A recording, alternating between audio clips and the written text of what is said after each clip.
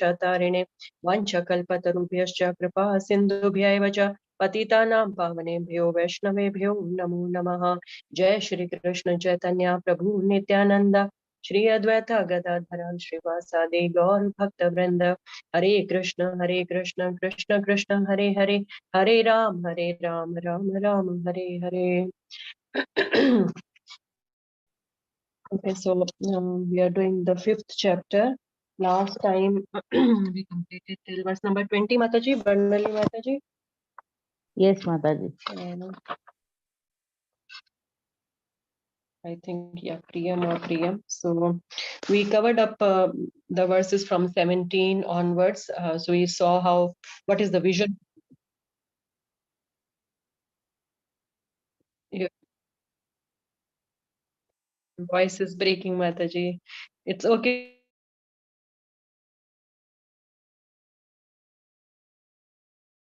Yes, Mataji, it's going silent from time to time.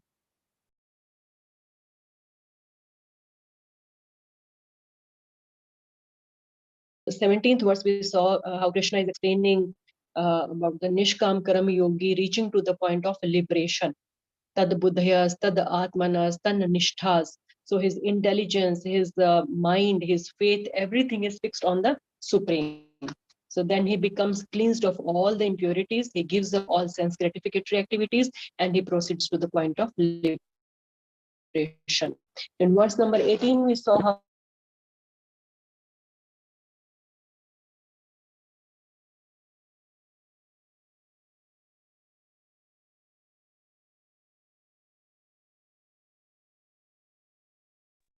Hare Krishna, Mataji. We can't hear you, Mataji.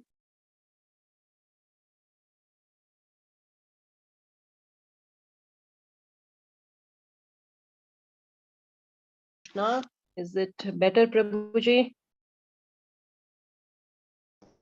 Now it's audible, Mataji. It was silent for some time.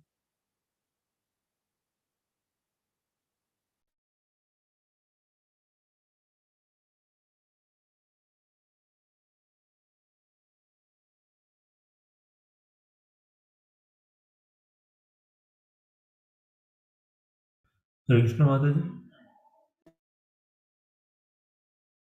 That voice is shaky. I don't know if there is some internet problem. I checked it. It's fine now. Am I clear? Am I audible? Yeah, Mataji. Yes, Mataji. Yeah. Okay. Okay.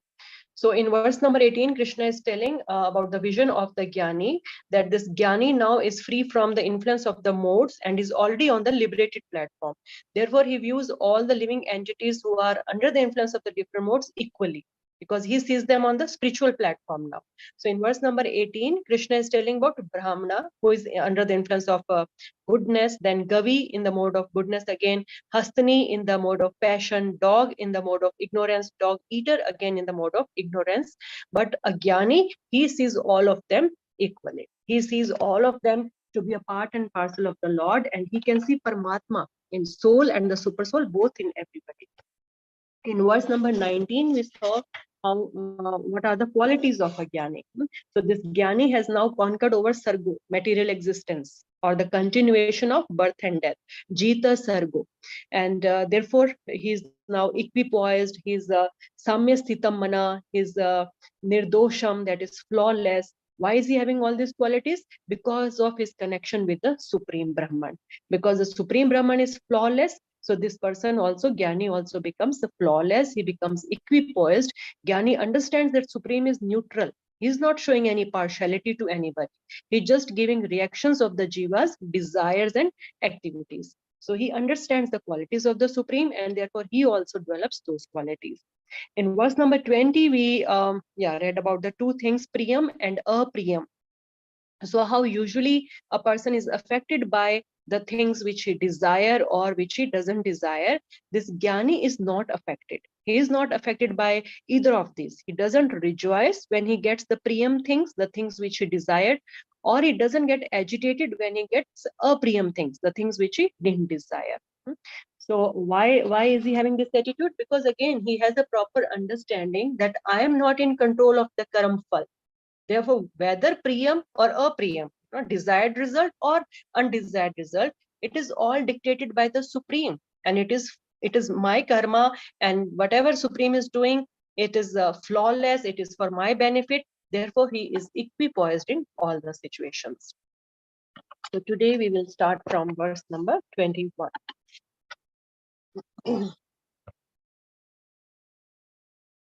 Bahyaspashev asaktatma vindati atmani yat sukham sa brahma yoga yuktatma sukham akshayam ashunute. Someone please read the translation purport.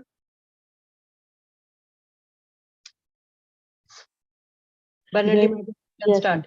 Yes, Mataji. Thank you, Mataji. Translation: such a liberated person is not attached to material sense pleasure, but is always in trance, enjoying the pleasure within. In this way, the self-realized person enjoys unlimited happiness, for he concentrates on the Supreme. Purport: the Sri Jamunacharya, a great devotee of Krishna consciousness, said, Yad avadi mama cheta Krishna pada padaravinde naba rasa dhamani. Just read the English part. Okay, Mataji. Since I Read have the been English part. Yes, Mataji. I'll read it.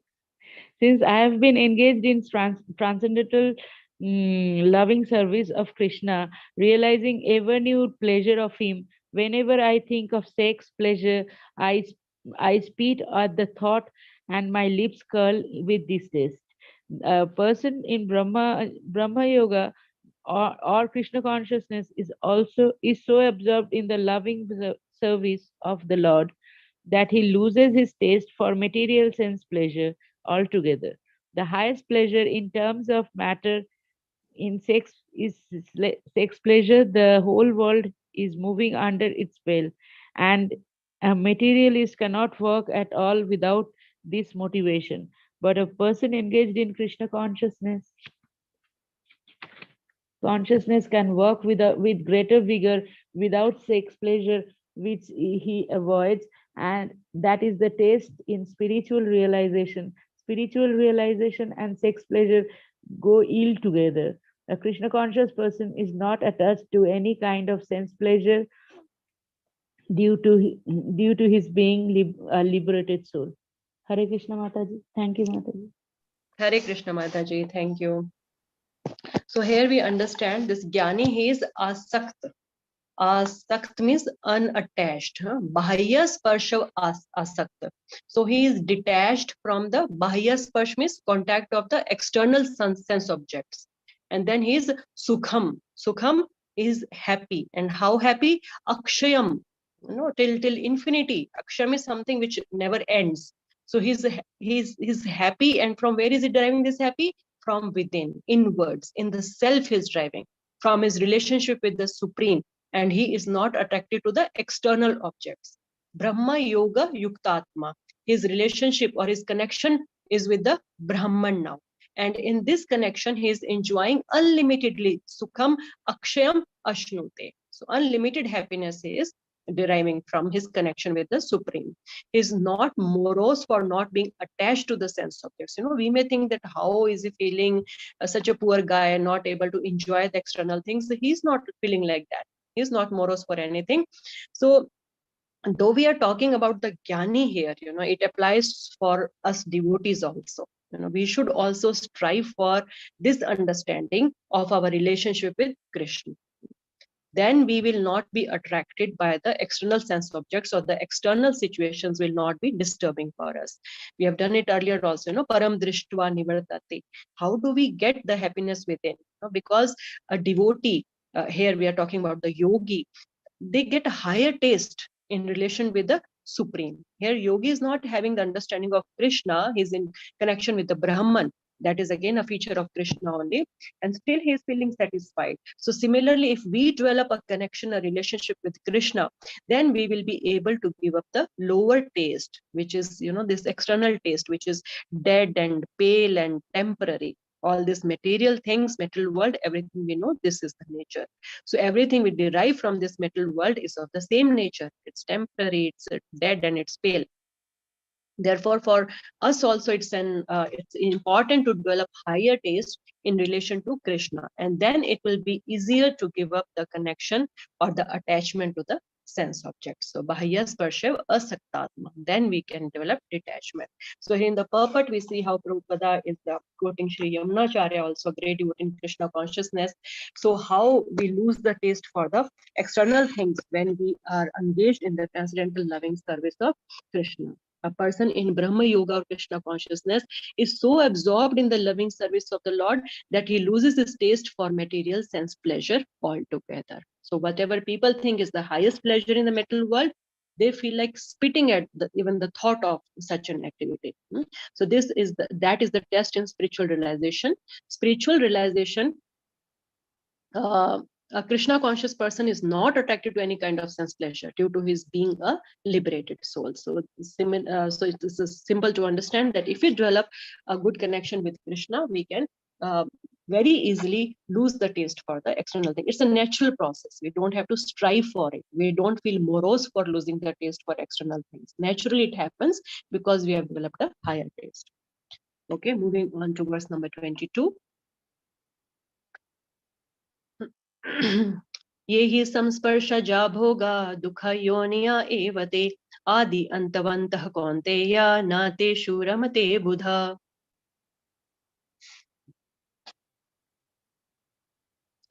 Someone please read. Vijayalakshmi Mataji, you want to read? Hare Krishna. Translation. An intelligent person does not take part in the sources of misery which are due to contact with the material senses. O son of Kunti, such pleasures have a beginning and an end, and so the wise man does not delight in them. Purport. Material sense pleasures are due to the contact of the material senses, which are all temporary because the body itself is temporary. A liberated soul is not interested in anything which is temporary. Knowing well the joys of transcendental pleasures, how can a liberated soul agree to enjoy false pleasure? In the Padma Purana, it is said, Ramante yogino anante satyanande chid atmani iti rama padenashu param brahma abhidhyate. The mystics derive unlimited transcendental pleasures from the absolute truth. And therefore, the supreme absolute truth, the personality of Godhead, is also known as Rama. In the Srimad Bhagavatam, also 5.5.1, it is said, Nayam deho deha bhajam drilloke kastan kaman arthate vid bhujam ye tapo divyam putraka yene satvam shuddye shuddhyed yasmad brahma saukyam tva anantam. My dear sons, there is no reason to labor very hard for sense pleasure while in this human form of life. Such pleasures are available to the stool eaters, hogs. Rather, you should undergo penances in this life by which your existence will be purified. And as a result, you will be able to enjoy unlimited transcendental bliss. Therefore, those who are true yogis or learned transcendentalists are not attracted by sense pleasures, which are the cause of continuous material existence. The more one is addicted to material pleasures, the more he is entrapped by material miseries. Hare Krishna Mataji. Thank you, Mataji. Hare Krishna Mataji, thank you. Okay, so this, why these jnanis are having the feelings which we have discussed so far, because they have realized this philosophy. Krishna is telling this philosophy in verse number 22. What is this philosophy? That the contact of the senses with the sense objects will lead to dukkha only. No sukha from that. It's dukkha only. Yoniya means the birthplace. So yehi samsparsha jab hoga dukkha yoniya. So it's the birthplace of dukkha only, sufferings only. The happiness achieved here in the material world, it has a beginning and an end, and it's illusory. And ultimately what happens? One gets only dukkha. Therefore, the intelligent person doesn't take part in these. Na teshu ramate buddha. The intelligent person doesn't engage in the sense gratificatory activities. We have so many examples in Srimad Bhagavatam also to illustrate this philosophy, to illustrate this siddhant of Maharaja Yayati, Pururava, Shabri Muni, how they underwent so much of sense pleasure. For thousands of years, they were engaged in sense pleasure activities, but ultimately their realization was that all of it leads to only frustration. There is no satisfaction from it. And in the purport also, Prabhupada is telling us the same thing. The last part of the purport. So therefore, who are true yogis or learned transcendentalists are not attached by sense pleasure, which are the causes of continuous material existence. So we may derive pleasure for some time, but ultimately it will lead us to our continuation in this material existence only. So ultimately it is dukkha yonya only. It's a source of dukkha. To be in the material world is not a pleasant situation. We are not going to be happy forever. A temporary happiness will lead to only entanglement. So ultimately it is a dukkha. The more one is addicted to material pleasures, the more he is entrapped by material miseries. So this is the message of Krishna in this verse. A very important philosophy is telling us, and the Srimad Bhagavatam verse and all Prabhupada has quoted here, how Lord Rishabdev also, guided his sons that, my dear sons, there is no reason to labor very hard for sense pleasure while in this human form of life. Such pleasures are available to the stool eaters also.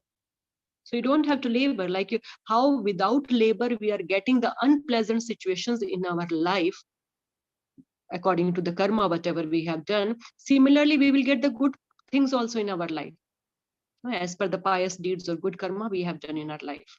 So there's no need to strive for it. We should just strive in our spiritual life. You should undergo penances in this life by which your existence will be purified.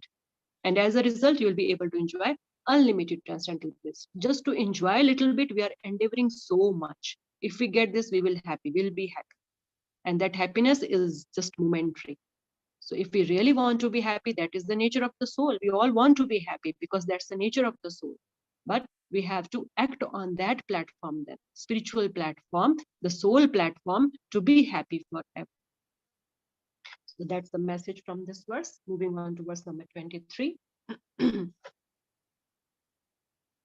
Shaknoti heva yashodham prak sharira vimokshanath kama krodho bhavam vegam sa yuktah sa sukhi nara. Jayanti Mataji, you want to read? Oh, she's not here. Chitresh Prabhuji. Sure. Hare Krishna Mata. Before giving up the present body, if one is able to tolerate the urges of the material senses and check the force of desire and anger, he is well situated and is happy in this world. Purport: if one wants to make steady progress on the path of self-realization, he must try to control the forces of the material senses. There are the forces of talk, force of anger, forces of mind, forces of the stomach, forces of the genitals, and forces of the tongue. One who is able to control the forces of all these different senses and the mind is called a Goswami or Swami. Such Goswamis live strictly controlled lives and forego altogether the forces of the senses. Material desires, when unsatiated, generate anger, and thus the mind, eyes, and chest become agitated. Therefore, one must practice to control them before one gives up this material body. One who can do this is understood to be self-realized and is thus happy in the state of self-realization. It is the duty of the transcendentalist to try strenuously to control desire and anger. Hare Krishna. Hare Krishna Prabhuji, thank you. So now one may ask that for how long one has to tolerate the urges for sense gratification. The philosophy we have understood, okay, this is what we have to do, but for how long? So Krishna is telling here, prak sharira vimokshana. If you see word to word meaning, before giving up this body. So till one gives up this body, one has to try to control the urges of the senses, especially kama and krodha, desires and anger. Then the result will be sukhi naraha, sa yukta sa sukhi naraha. Then a person can be happy. And Purport Prabhupada is giving us a very direct and important message. If one wants to make steady progress on the path of self-realization, he must try to control the forces of the material senses. Prabhupada is not saying that he may try, he can try. No, he must try the forces of material senses. Again, if you go up 2 lines down, material desires, when unsatisfied, generate anger. And thus the mind, eyes, and chest become agitated. Therefore, one must practice to control them before one gives up this material body. Second time Prabhupada is saying one must. So if one wants to make steady progress, one must have this tendency, control the urges of the body, of the material senses. And again, last line, it is the duty of the transcendentalist to try strenuously to control desire and anger. Strenuously means full endeavor. Control them with full endeavor. We have to try our best. And when karma is not satisfied, our desires are not satisfied, this leads to anger. So the basic thing is to control the karma. We have to control our desires. We have to control the desire of the material senses. How we can do that? By developing a higher taste, higher desires for the satisfaction of the Supreme. And we have to do it. We must do it. It's not that we just keep trying. Of course, we have to keep trying, but understanding the importance of it, that we have to do it. Okay. Moving on to verse number 24. Yo antah sukho antar aramas tathantar jyotir eva yah sa yogi brahma nirvanam brahma bhuto digachati. Barnali Mataji, please read. Hare Krishna. Translation: one whose happiness is within, who is active and rejoices. Happiness is within, who is active and rejoices within, and whose aim is inward, is actually the perfect mystic. He is liberated in the Supreme, and ultimately he attains the Supreme. Purport: unless one is able to relish happiness from within, how can one retire from the external engagements meant for deriving superficial happiness? A liberated person enjoys happiness by factual experience. He can therefore sit silently at any place and enjoy the activities of life from within. Such a liberated person no longer desires external material happiness.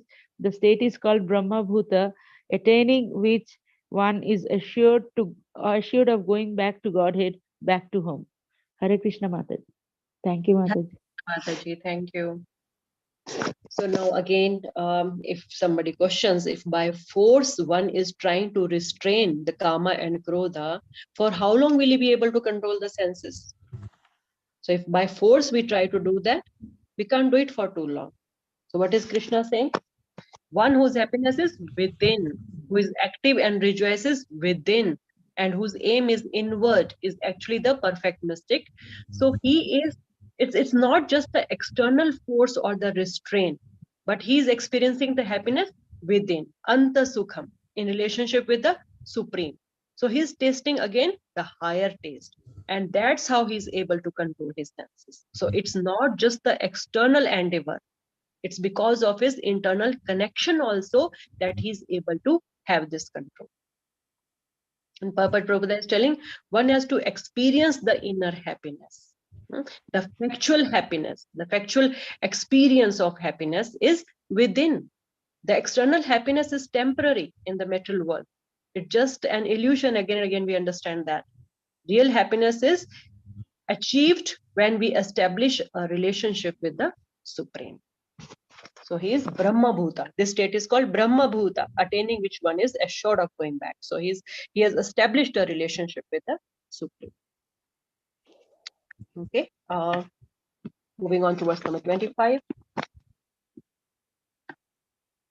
Labhante Brahma Nirvanam Rishyashina Kalmasha Chinna Dvedha Yathatmanaha Sarvabhuta Hiterataha. Hare Krishna. Mataji, I have a doubt in the previous verse. Like, Mataji, they connect themselves with the Supreme, that is Jnanis. Means they are not connected with Krishna, but they are connected with Paramatma, right, Mataji? Yes. Or Brahma, Yes. Brahman form, Mataji. Yes, Mataji. Yeah, that's what Yeah, Okay. yeah. They don't have the understanding of who is the Supreme. They, because Brahman is also a feature of Krishna only ultimately. So Yes. when they establish relationship with Brahman also, they start feeling all these qualities and the peace. And they Okay. start losing the taste for the external things. Yes. Okay. Thank you. Translation. Those who are beyond the dualities that arise from doubts, whose mind are engaged within, who are always busy working for the welfare of all living beings, and who are free from all sins, achieve liberation in the Supreme. Purport. Only a person who is fully in Krishna consciousness can be said to be engaged in welfare work for all living entities.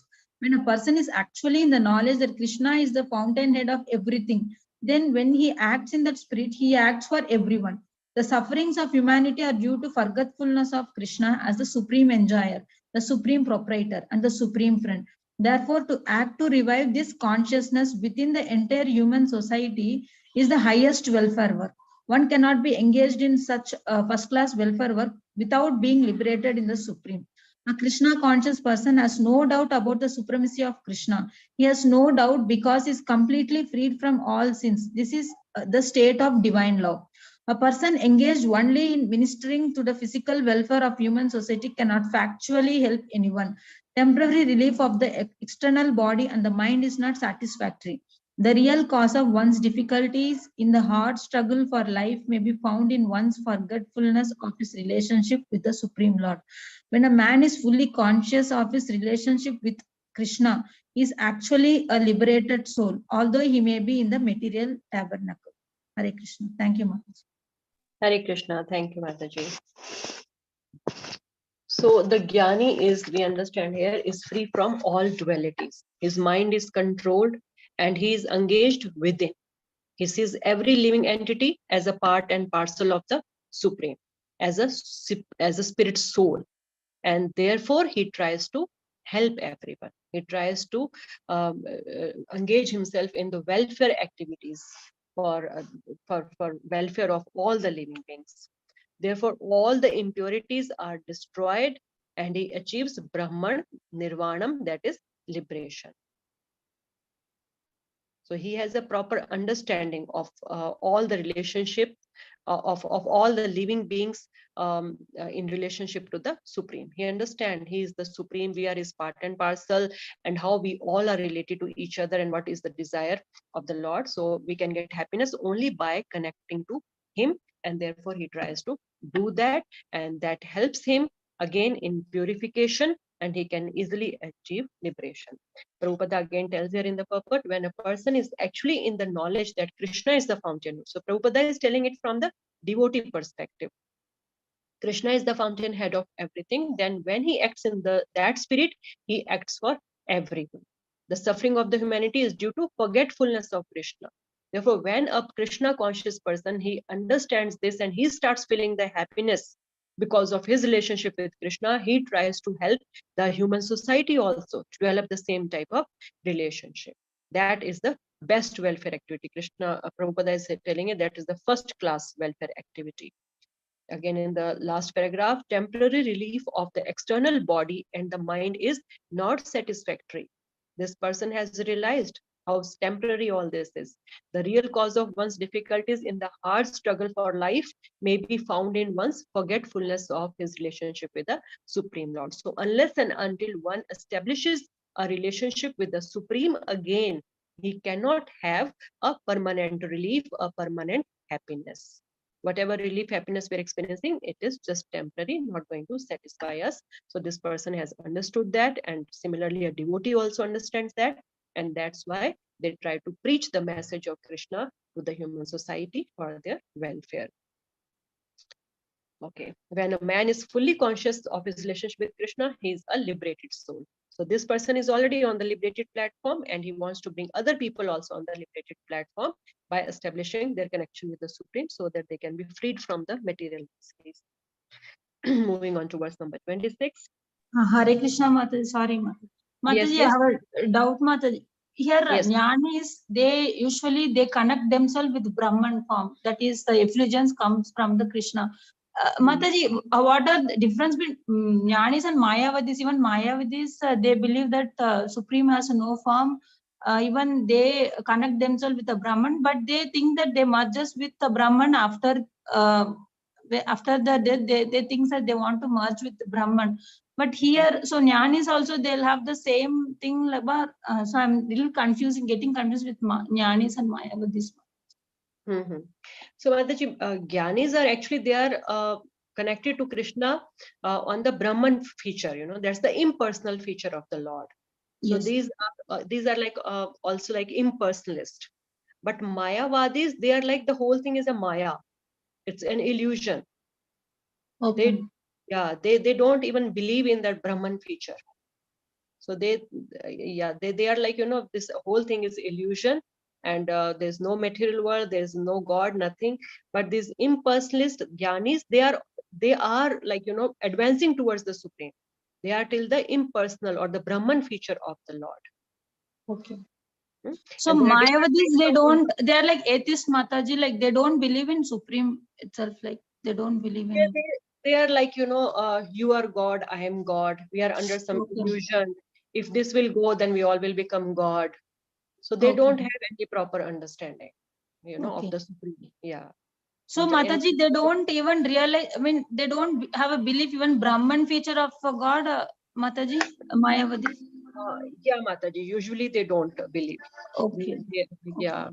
Or like, that once this, the covering of the illusion will go, we will become disillusioned, then we all will become God. So they don't understand that God can never come under illusion. If we have come under illusion, we can't be God. So they don't have any proper understanding. And these Gyanis here we are talking, they are like on the platform. They are having connection with one feature of God. So Mataji, like, so Gyanis, they know that they are like all of us are parts and parcel of the Supreme. Whereas Mayavadis completely, they think that they merge with, and they become God. Is the correct, Mataji? Like, yes, Mataji. Gyanis means knowledge. They have the knowledge. They are getting knowledge. They know about the qualities of the Supreme now. That's why they are also developing these qualities. They have at least the proper knowledge, though they have incomplete knowledge as of now. Because it's a step on the ladder only. They have not reached till the topmost, the platform, the Bhakti Yoga. So after this, they will go to Dhyan, and then Paramatma also, like, they have to realize. We will do that now in the next verse only. So they will start realizing from the Paramatma feature, and so now they're at Brahman feature. Then they go to Paramatma feature. Then we go to Bhakti Yoga, the Bhagwan feature. So they are on the right path. They are just having incomplete knowledge. But Mayavadis are not even having the proper knowledge. Okay, Mataji. Thank you. Hare Krishna. Hare Krishna. Okay, so verse number 26. Kama krodha vimuktanam yatinam yata chetasam abhito brahma nirvanam vartate vidhitatmanam. Prabhuji, please read. Sure. Translation: those who are free from anger and all material desires, who are self-realized, self-disciplined, and constantly enduring for perfection, are assured of liberation in the Supreme in very near future. Purport of the saintly persons who are constantly engaged in striving towards salvation, one who is Krishna consciousness is the best of all. The Bhagavatam 4.22.39 confirms this fact as follows. I'll read the translation. Just try to worship in devotional service Vasudeva, the Supreme Personality of Godhead. Even great sages are not able to control the forces of the senses as effectively as those who are engaged in transcendental bliss by serving the lotus feet of the Lord, uprooting the deep grown desire for fruitive activities. In the conditioned soul, the desire to enjoy the fruitive results of work is so deep rooted that it is very difficult even for the great sages to control such desires. Despite great endeavors, a devotee of Lord constantly engaged in devotional service in Krishna consciousness, perfect in self-realization, very quickly attains liberation in Supreme. Owing to this complete knowledge and self-realization, he always remains in trance. To cite an analogous example of this, translation: by vision, by meditation, and by touch, Only do the fish, the tortoise, and birds maintain their offspring. Similarly do I also, O Padmaja. The fish brings up its offspring simply by looking at them. The tortoise brings up its offspring simply by meditation. The eggs of tortoise are laid on the land, and the tortoise meditates on the eggs while in water. Similarly, the devotee in Krishna consciousness, although far away from Lord's abode, can elevate himself to the abode simply by thinking of him constantly, by engagement in Krishna consciousness.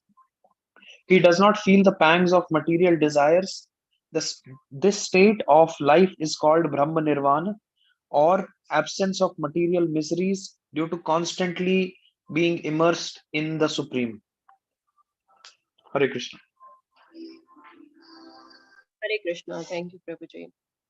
So here in this verse now, Krishna is trying to give some solace, assurance to the jnanis who are struggling to control their mind, their senses. They are trying to be on the spiritual platform, trying to do welfare work for everyone, trying to control the material desires, anger, mind, etc.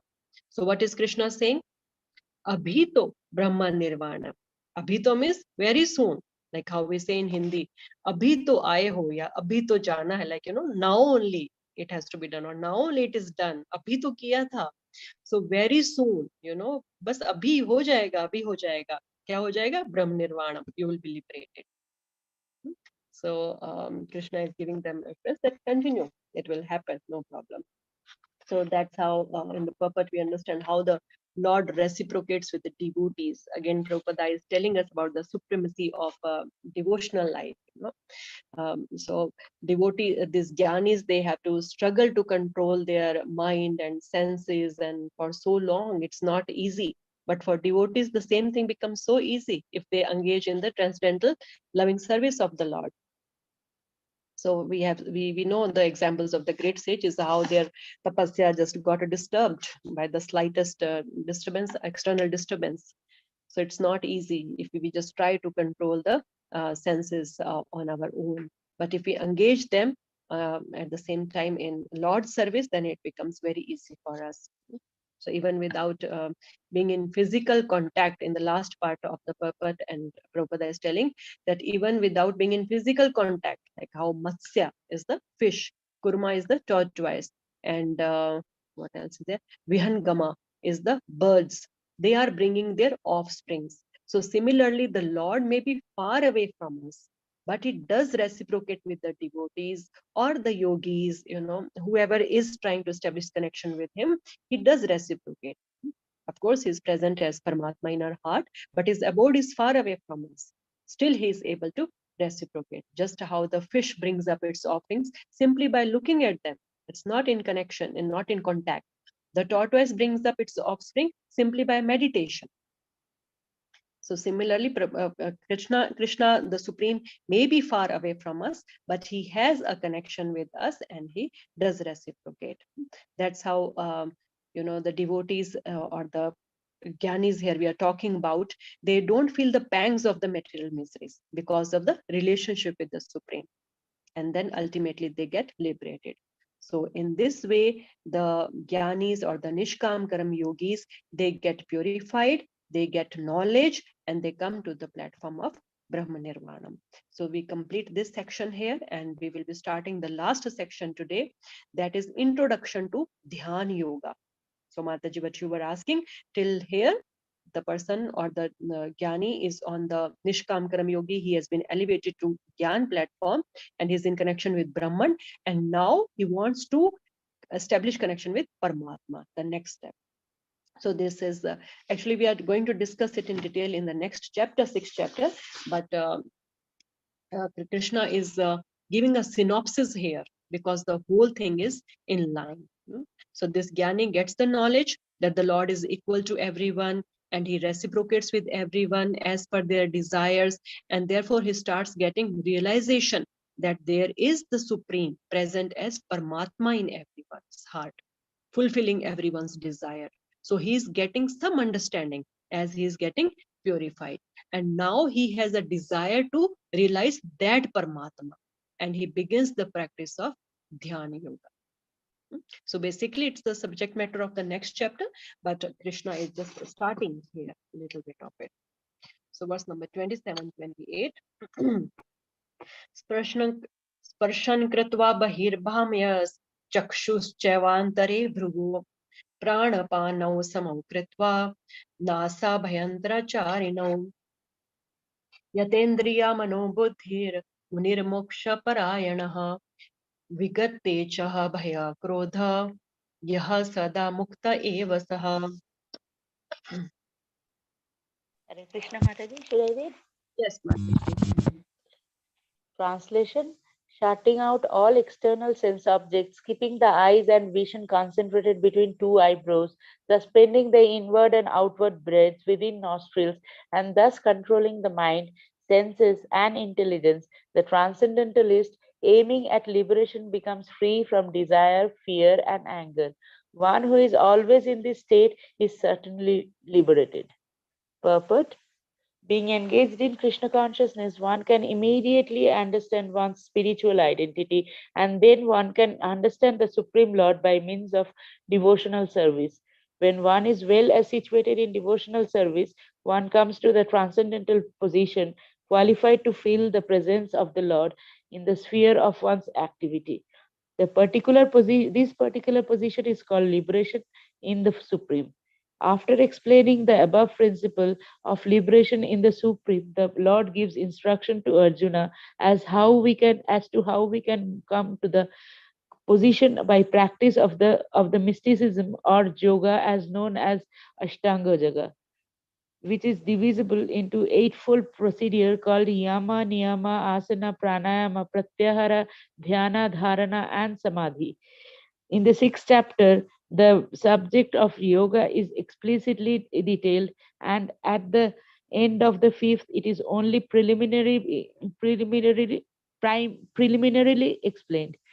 One has to drive out the sense objects such as sound, touch, form, taste, and smell by the pratyahara process in yoga, and then keep the vision of the eyes between the two eyebrows and concentrate on the tip of the nose with half closed lids. There is no benefit in closing the eyes altogether, because then there is very every chance of falling asleep. No, not there is there benefit in opening eyes completely, because then there is the hazard of being attracted by sense objects. The breathing movement is restrained within nostrils by neutralizing the up moving and down moving air within the body. The practice of such yoga, one is by practice of such yoga, one is able to gain control over senses, refrain from outward sense objects, and thus prepare oneself for liberation in the Supreme. This yoga process helps one become free from all kinds of fear and anger, and thus feel the presence of the Supersoul in the transcendental situation. In other words, Krishna consciousness is the easiest process of executing yoga principles. This will be thoroughly explained in the next chapter. A Krishna conscious person, however, being always engaged in devotional service, does not risk losing his sense to some other engagement. This is a better way of controlling senses than by Ashtanga Yoga. Hare Krishna Mataji. Hare Krishna, Mataji. Thank you. So there's not much to say about it. It's just that Krishna has now finished his discussion on how to gain liberation by working in complete knowledge of the super soul. In these verses, now Krishna explains how to achieve the same liberated condition through Ashtanga Yoga. And the process is explained here by Prabhupada a little bit, Yama, Niyama, Ashtanga. So there are like it's an eightfold procedure which is done, and how they don't have to close their eyes fully, because otherwise there's a risk of falling asleep. They can't even keep it open, because then there is a hazard of being attracted by sense objects. So, the details are given here, how they have to focus in between their eyebrows and all that.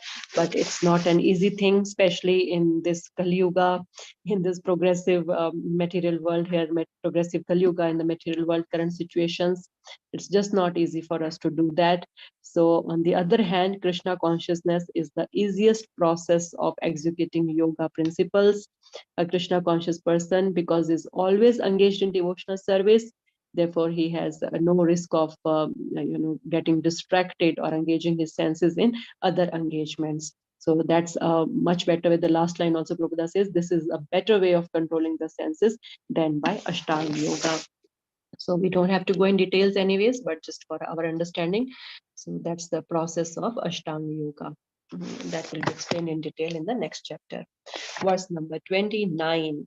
This is again a very important verse from this chapter, and Prabhupada quotes this very often as peace formula. If you want to attain peace in our life, then this is the formula given by Prabhupada, of course by Krishna, and Prabhupada is explaining to us very well how is it a peace formula.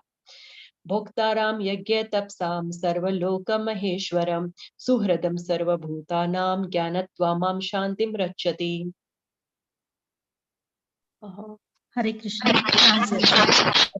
A person in full consciousness of me, knowing me to be the ultimate beneficiary of all sacrifices and austerities, the supreme lord of all planets and demigods, and the benefactor and well-wisher of all living entities, attains peace from the pangs of material miseries.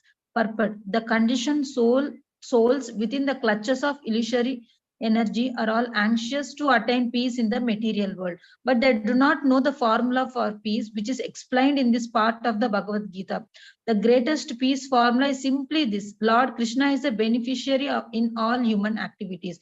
Men should offer everything to the transcendental service of the Lord, because he is the proprietor of all planets and the demigods thereon.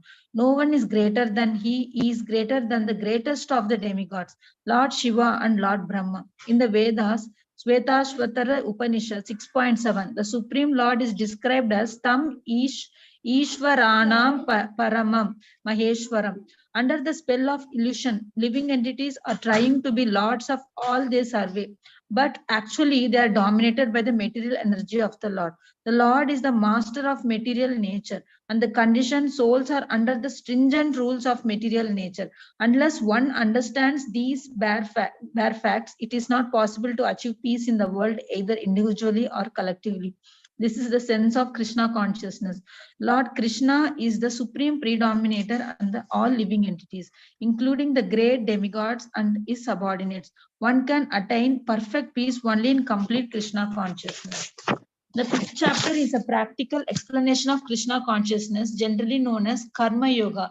The question of mental speculation as to how Karma Yoga can give liberation is answered herewith. To work in Krishna consciousness is to work with the complete knowledge of the Lord as the predominator. Such work is not different from transcendental knowledge. Direct Krishna consciousness is Bhakti Yoga, and Jnana Yoga is a path leading to Bhakti Yoga. Krishna consciousness means to work in full knowledge of one's relationship with the Supreme Absolute, and the perfection of this consciousness is full knowledge of Krishna, or the Supreme Personality of Godhead. A pure soul is the eternal servant of God as his fragmental part and parcel. He comes into contact with Maya or illusion due to the desire to lord it over Maya, and that is the cause of his many sufferings. As long as he is in contact with matter, he has to execute work in terms of material necessities. Krishna consciousness, however, brings one into spiritual life even while one is within the jurisdiction of matter, for it is an arousing of spiritual existence by practice in the material world. The more one is advanced, the more he is freed from the clutches of matter. The Lord is not partial towards anyone. Everything depends on one's practical performance of duties in Krishna consciousness, which helps one control the senses in every respect and conquer the influence of desire and anger. And one who stands fast in Krishna consciousness, controlling the above mentioned passions, remain factual in the transcendental stage or Brahma Nirvana. The Eightfold Yoga mysticism is automatically practiced in Krishna consciousness because the ultimate purpose is served. There is a gradual process of elevation in the practice of Yama, Niyama, Asana, Pranayama, Pratyahara, Dharana, Dhyana, and Samadhi. But these only preface perfection by devotional service, which alone can award peace to the human being. It is the highest perfection of life. Thus, end the Bhaktivedanta purports to the 5th chapter of the Srimad Bhagavad Gita in the matter of Karma Yoga or action in Krishna consciousness. Hare Krishna, Matas. Thank you.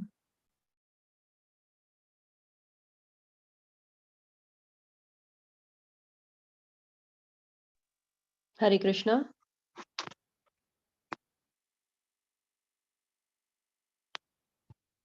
Hare Krishna. Yes, Mataji. Yeah, sorry, Mataji. I think I just had some connection problem. So you completed reading the purport, right? Yes, Mataji. Okay. Thank you, Mataji. Sorry, I just missed the last part. But anyways, so as I said, this is called as peace formula by Prabhupada. So let's understand how is it a peace formula. So here Krishna is telling ultimate beneficiary of all. Okay.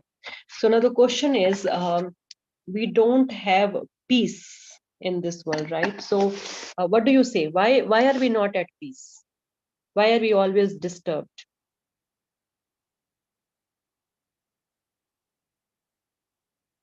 What's the reason for our being disturbed all the time and not being at peace? Too much getting attached to the material thing. Mm-hmm. We want to enjoy the material thing, right? Yes, ma'am. Mm-hmm. Good. So then what happens? We want to enjoy the material world. Then why don't we enjoy it? But they are temporary. We try to enjoy it, but they don't bring satisfaction. Just for regular people, then it's being enjoyed. Yes. So what happens is we think that we are the enjoyers. The basic reason behind our not being at peace is because we believe that we are the enjoyers. Therefore, we want to enjoy this material world. We want to lord over the material nature. And to lord over the material nature, to fulfill our desire to lord over the material nature, to enjoy, we just struggle so much. But our desires are not fulfilled. Even if they're fulfilled, it's for very less time. Therefore, we don't get happiness. And our desires, they never end. They just keep continuing. We keep getting more and more desires. Okay, if I couldn't control this, if I couldn't get this, I couldn't enjoy this, let me strive for the other thing. Let me struggle for the other thing. So this struggle just continues. Our desires never end because of our tendency or our wrong thinking that we are the enjoyers. So the basic thing is we have to just understand that Krishna is the ultimate enjoyer. He is the controller of all the situations. We think we can control, we can do this, things should go as per my plan and then I will enjoy. No, that is the reason behind our not being at peace. We keep struggling to get things as per our plans, believing that we are the enjoyers and things are under our control. That is the whole struggle, because we are endeavoring to become the controllers and the enjoyers. So we just need to understand who is the real controller, who is the real enjoyer. Ultimately, Krishna is going to give the food. He's in the control of everything. I have to only do my part, my duty. That's it. And also we accept that Krishna is in, besides being in full control, Krishna is also at the same time my dearest friend. He's my best well-wisher. He's Suhrada. Then how can, anything which happens in my life not be for my benefit? First thing is that nothing can happen in my life without his intervention, without his sanction. Second thing is whatever he will sanction will be for my benefit. Then why should I be disturbed? We need to understand this. Krishna is not any cruel person that is not caring for us or he's just blindly sanctioning things for us. He knows what is good for us, and without his sanction, nothing can happen. So therefore, whatever happens in our lives is orchestrated by Krishna, because he is the supreme controller, and because he is my well-wisher, it's for my betterment. Whether I understand it now or not, we need to have this understanding that it's for my betterment. Whenever something good happens, we are like, oh God, you're so kind, so merciful. Thank you so much. So grateful to you. But whenever something bad happens, we fail to understand that that is also Krishna's mercy. We should be grateful to him in that situation also. We are not able to understand it now. So in all the situations, if we have that attitude, we can be at peace. If we just understand this, we can be at peace. That's why Srila Prabhupada calls it the peaceful moon. All the struggle in this world is because people don't realize this and think that they are the controllers, they are the enjoyers, and therefore they keep struggling to find enjoyment in this material world without success. Okay, so that is a very key message, a takeaway from today's class. And again, from the purport, I think it's very much clear. I will just share some points from Prabhupada's lecture. Yeah. So this is from Vishwanath Chakravarti Thakur's commentary. Also, there are a couple of points. So this chapter explains that the Jnani and the Yogi, by Nishkam Karam Yoga, they attain liberation after realizing both Atma and Paramatma. So ultimately, this verse means that the object of realization is the Supreme Lord. You know, for Karam Yogis, they try to approach him through yagyas. But who is the recipient of the yagya sacrifices? It's the Supreme only. But Karam Yogis don't have that knowledge yet, but they are serving him. The Gyan Yogis, they are engaged in tapasyas, the austerities. So to the capability to do that austerity is also given by the Supreme only. So they are again establishing connection with the Supreme. Ashtanga Yoga, again, they are trying to establish connection with the Paramatma, and Bhakta, obviously, with Krishna. So Krishna is giving the result for all these practices, you know, whatever practices this Nishkam Karam Yogi, Gyan Yogi, Ashtang Yogi, Bhakta they are doing, Krishna is reciprocating with them as per their realization, as per their desire. Whatever they are trying to achieve, Krishna is trying to help them achieve their desired objective. And Shantim, because it's this thing, Gyan Yoga section. So we also understand that Shantim in this context means liberation. Everyone achieve liberation according to whatever their realization is by the grace of the Supreme. So Krishna grants their desire. He fulfills their objective. And Prabhupada tells us in detail about the meaning of Suhrat. So Suhrat, Bhoktarama Tatsam Sarvaloka Maheshwara is the master of everybody. Suhrad Sarvabhutana. So he is the best well-wisher of all the living entities. So in English, we just have one word, friend, or we can say very sincere friend. But in Sanskrit, for different kinds of friend, there are different names. So we have names like Mitra, Bandhu, and then we have the word here, Suhrat. So Mitra means just a social friendship. Mitra hai. And for Bandhu, we understand according to Sanskrit, it's a official friendship. But Suhrat means one who actually desires good for his friend. So it's at the top level of the friend. That is why Krishna is Suhrat, and he's always expecting our good.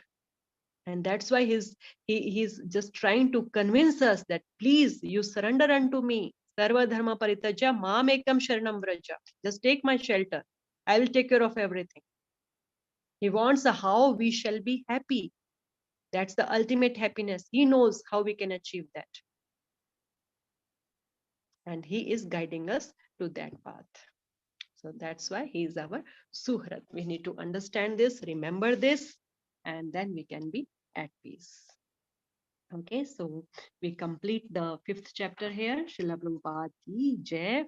So any questions or anything you want to add, anything you want to share, or any takeaways? It's already 8:10, but yeah, we started late, 1 hour. Anything, Mataji, Prabhuji, any takeaways or anything you want to add or comment or share? Just 2 minutes, and then next time we'll start with this chapter.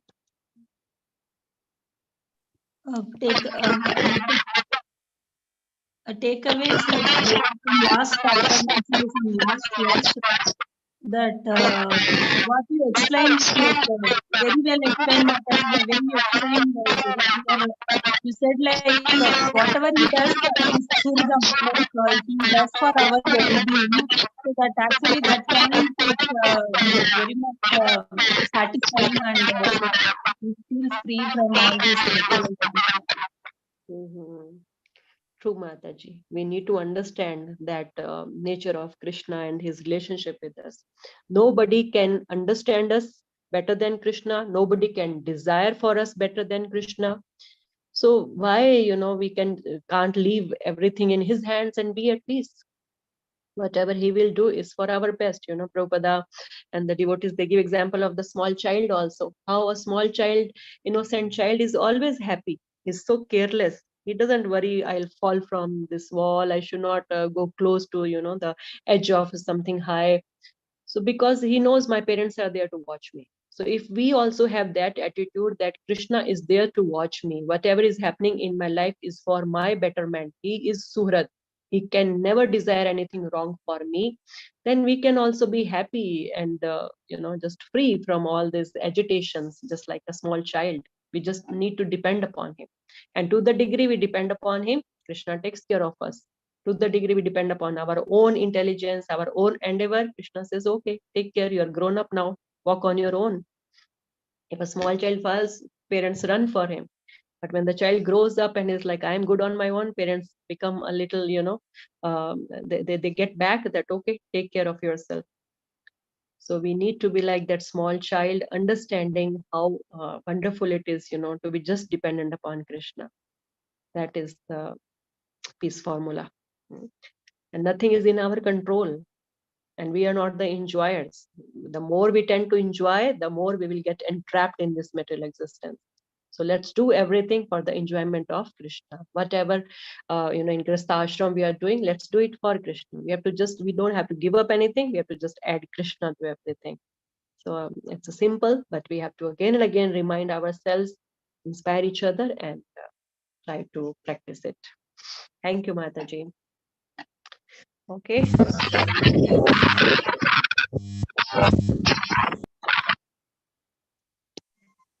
Okay, so let's meet next week then.